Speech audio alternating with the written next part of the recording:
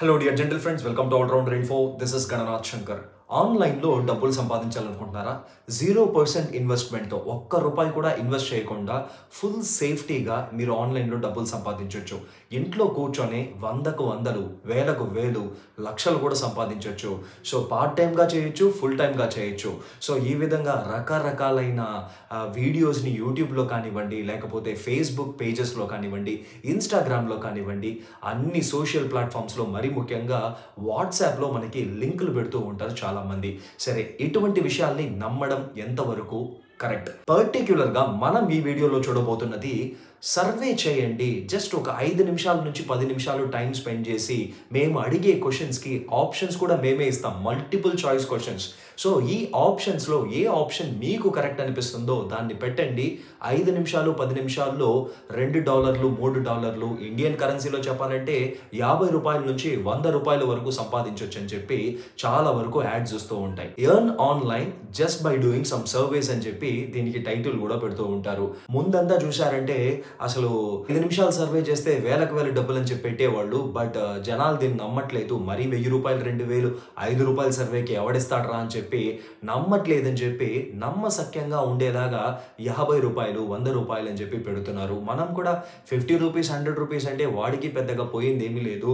So రీజనబుల్గా చెప్తున్నాడు కాబట్టి అది రియల్ అయి ఉంటుందని చెప్పి నమ్మి చాలా మంది చాలా విలువైన విషయాన్ని మనం వాడి దగ్గర పెట్టేస్తూ ఉంటాం. చాలా విలువైన విషయం అని చెప్పి నేను చెప్పింది మన డబ్బులు కాదండి, కాలం, టైం. సో దీనికంటే విలువైన విషయం ఇంకేమైనా ఉంటుందా? ఖచ్చితంగా లేదు. సో టైమే అన్నిటికంటే విలువైనది, ఎక్స్పెన్సివ్ అయినది. సో అంత విలువైన కాలాన్ని మనం దీనికంతా స్పెండ్ చేస్తూ ఉంటాం. మరి దీనివల్ల ఉపయోగం ఉంటుందా? నిజంగానే మనం డబ్బులు పోగేసుకోగలమా అన్న విషయాన్ని మనం ఈ వీడియోలో చూడబోతున్నాం. చాలా క్రిస్టల్ క్లియర్గా మన రెగ్యులర్ ఫాలోవర్స్కి, సబ్స్క్రైబర్స్కి అందరికీ తెలుసు. మనం ఏదైనా ఒక వీడియో చేసినట్లయితే దానిపైన ఒక అవేర్నెస్ని క్రియేట్ చేయడంతో పాటుగా అది ఎంతవరకు నమ్మసత్యం, అది ఎంతవరకు రియల్ లేకపోతే అది ఫేకా అన్న విషయాన్ని ఎక్స్ప్లెయిన్ చేస్తూ ఉంటాం. అందులో భాగంగానే ఈరోజు మనం చూడబోతున్న విషయం earn online with the help of surveys అనే టాపిక్ పైన ఇది రియలా, ఫేకా అన్న విషయాన్ని తేల్చేద్దాం ఈ వీడియోలో. సో ఇలా చాలా ఇంట్రెస్టింగ్ అయిన విషయాన్ని మనం చేస్తూ ఉన్నామండి. ఇన్ఫర్మేటివ్ అయిన విషయాన్ని ఇస్తున్నాం. నా చిన్న రిక్వెస్ట్, వీడియో మీకు నచ్చినట్లయితే దయచేసి లైక్ చేయండి, కింద కమెంట్ చేయండి. నేను ఎప్పుడూ చెప్పను, దయచేసి సబ్స్క్రైబ్ చేసి ఒక 10 మందికి షేర్ చేయండి. ఫస్ట్ ఆఫ్ ఆల్, ఈ ఆన్లైన్ జాబ్స్ని వెతుక్కునే వాళ్ళు స్టూడెంట్స్ అయి ఉంటారు, లేకపోతే హౌస్ వైఫ్స్ అయి ఉంటారు, లేకపోతే మన సంపాదన సరిపోవట్లేదు, ఇంకొంచెం ఇన్కమ్ ఉంటే బాగుంటుంది, అదేనండి సైడ్ ఇన్కమ్ని టెక్నికల్గా ప్యాసివ్ ఇన్కమ్ అని చెప్తారు. సో ఈ ప్యాసివ్ ఇన్కమ్ కూడా ఉన్నట్లయితే బాగుంటుందని చెప్పి అనుకునే వాళ్ళంతా కూడా సో ఇలా ఆన్లైన్లోకి దిగిపోతూ ఉంటారు. చాలామంది మిడిల్ క్లాస్ యువతే సో అది దాని గురించి ఆలోచించకుండా వెబ్సైట్లోకి వెళ్ళిపోయి లింకుల్ని క్లిక్ చేసేసి చాలా మోసపోతూ ఉంటారు కూడా. చాలా విలువైన విషయం టైం అని చెప్పాను కదా, దాంతో పాటుగా రెండో అతిపెద్ద విలువైన విషయాన్ని మనకు తెలియకుండా తెలిసి మనం ప్లాట్ఫామ్లో, ఆన్లైన్ ప్లాట్ఫామ్లో పెట్టేస్తున్నామండి, ఫ్రీగా ఇచ్చేస్తున్నామని చెప్పాలి. సో ఆ రెండో విషయం ఏంటో కూడా మీకు వీడియో చూస్తే చాలా క్లియర్గానే అర్థమవుతుంది. ఇకపోతే ఈ సర్వేస్ విషయానికి వెళ్ళిపోదాం.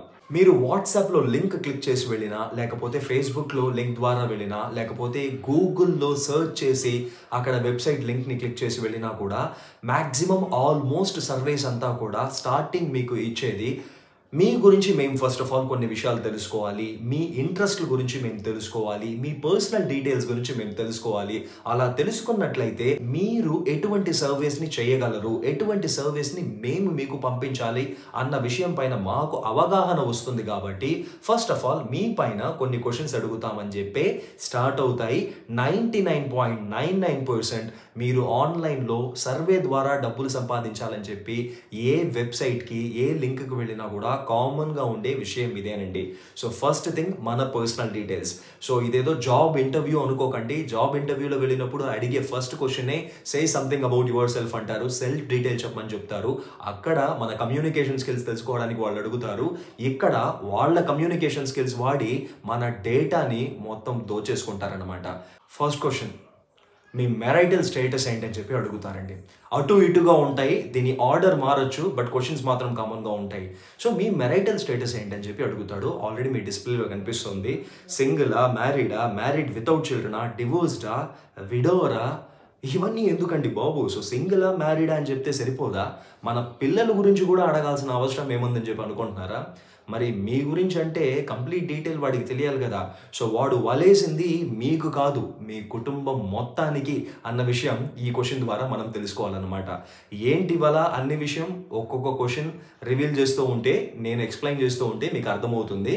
సో ఫస్ట్ థింగ్ మీరు అర్థం చేసుకోవాల్సింది, వాడు వేసిన వల, విసిరిన వల మీ ఒక్కరికి కాదు, పరోక్షంగా మీ కుటుంబం మొత్తానికనమాట. సరే, రెండో క్వెషన్‌కి వెళ్ళిపోదాం. సెకండ్ క్వెషన్ ఏంటంటే, మీకు ఎంతమంది పిల్లలు ఉన్నారని చెప్పి. అదేనండి, టార్గెట్ చేస్తున్నాడనమాట. ఎంతమంది పిల్లలు ఉన్నారు, వాళ్ళని ఏ విధంగా మనం వాడుకోగలం అని చెప్పి రెండో క్వెషన్ అనమాట. సరే, ఆప్షన్ పెట్టేద్దాం అనుకోండి. థర్డ్ క్వెషన్కి వెళ్ళిపోతే, year was your first child born in.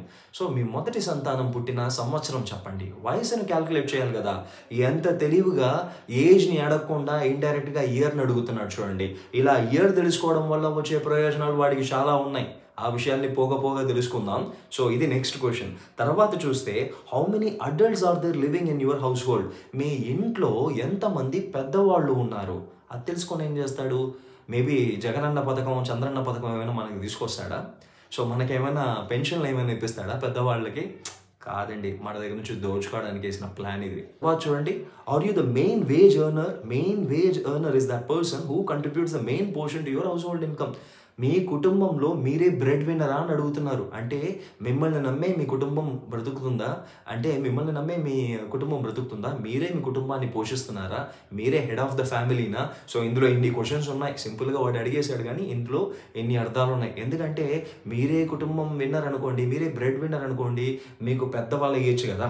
So మీరే కుటుంబాన్ని పోషిస్తున్నారంటే, సో కంట్రోల్ అంతా మీ చేతిలోనే ఉంది కాబట్టి, సో మీకు వేసే వల కూడా దానికి సంబంధించింది అయి ఉంటుందన్నమాట. వల అంటున్నాను కదా, వల బాగట్లేదు, అర్థమవుతుంది మీకు. స్టెప్ బై స్టెప్ చెప్తా. సో తర్వాత చూడండి, what is the highest level of education you have completed? Fine, reasonable question అనిపిస్తుంది. అరే, ఎడ్యుకేషనల్ క్వాలిఫికేషన్ తెలియాలి కదా, దాన్ని బట్టే కదా మనకి జాబ్ అలర్ట్ చేస్తాడని చెప్పి చాలామంది అనుకుంటాం. సరే, వదిలేసేయండి రీజనబుల్ క్వశ్చన్స్ అని చెప్పి వదిలేద్దాం. బట్ దీంట్లో కూడా కుట్ర ఉందన్న విషయం తర్వాత అర్థమవుతుంది. Please select which of the following consumer durables do you or anyone in your household own. మొదలైంది అసలు విషయం. సో మీ ఇంట్లో ఏమేమి, కింద చెప్పిన విషయాలు ఏమేమి మీరు వాడుతున్నారు? 2 వీలర్ వాడుతున్నారా? డైరెక్ట్ గ్యాస్ లైన్ ఉందా? ఎలక్ట్రిసిటీ కనెక్షన్ ఉందా? రిఫ్రిజిరేటర్ ఉందా?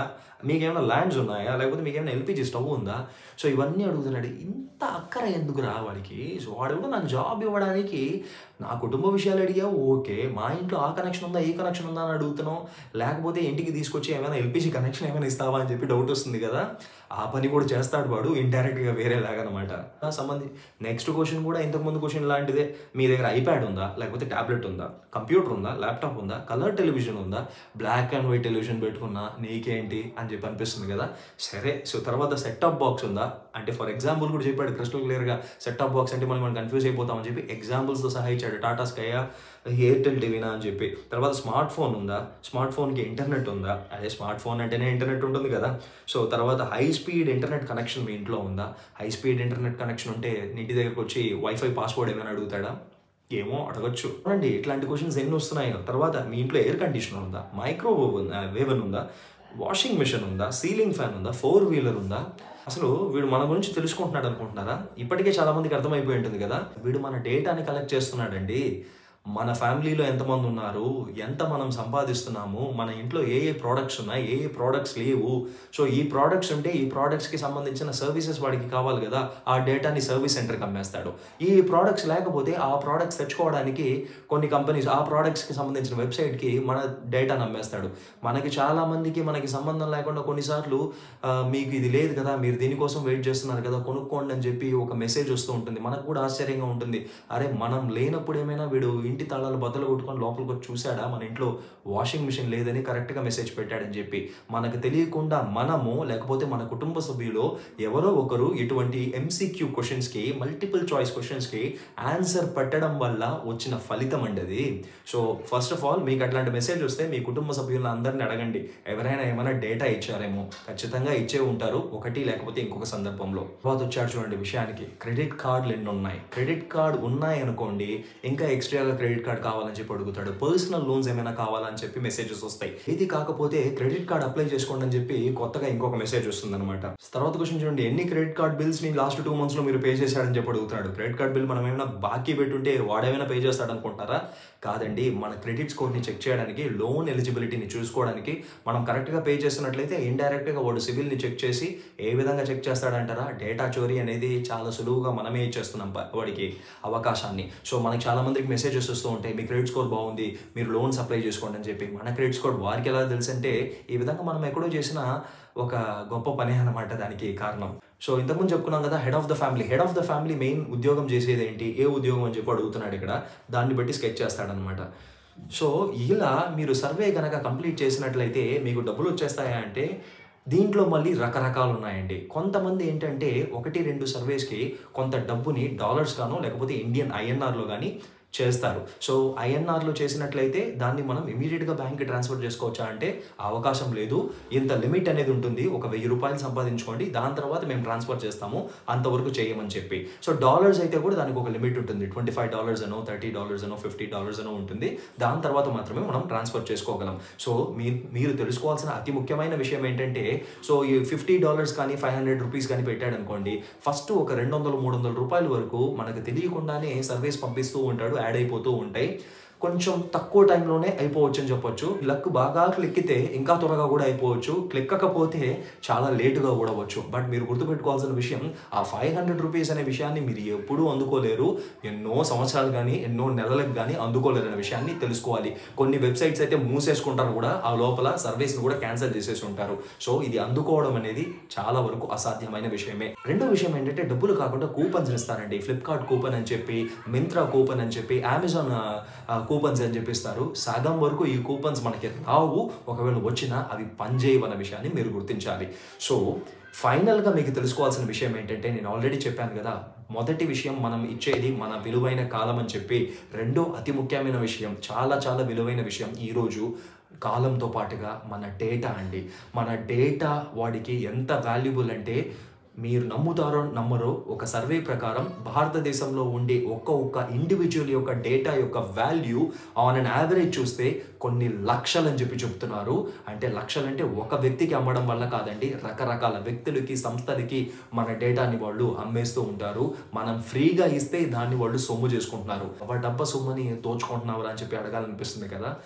ఎస్, మన సొమ్మేనండి, ఇష్టం వచ్చినట్టు దోచేసుకుంటున్నారు. నా కైండ్ రిక్వెస్ట్, నేను చూసినంత వరకు ఏంటంటే, సర్వీస్ ఆల్మోస్ట్ 90% ఫేకే అయి ఉంటాయి. 10% ఆఫ్ రియల్ సర్వీస్ కూడా మీకు డబ్బులు అంతా ఇంత అని చెప్తాడు కానీ, సో మిమ్మల్ని మభ్యపెట్టే ఒక ప్రయత్నమే కానీ, మీ కాలాన్ని దోచుకునే ఒక ప్రయత్నమే కానీ, మీ అత్యంత విలువైన సమాచారాన్ని, మీ డేటాని దోచుకునే ఒక విషయమే కానివ్వండి.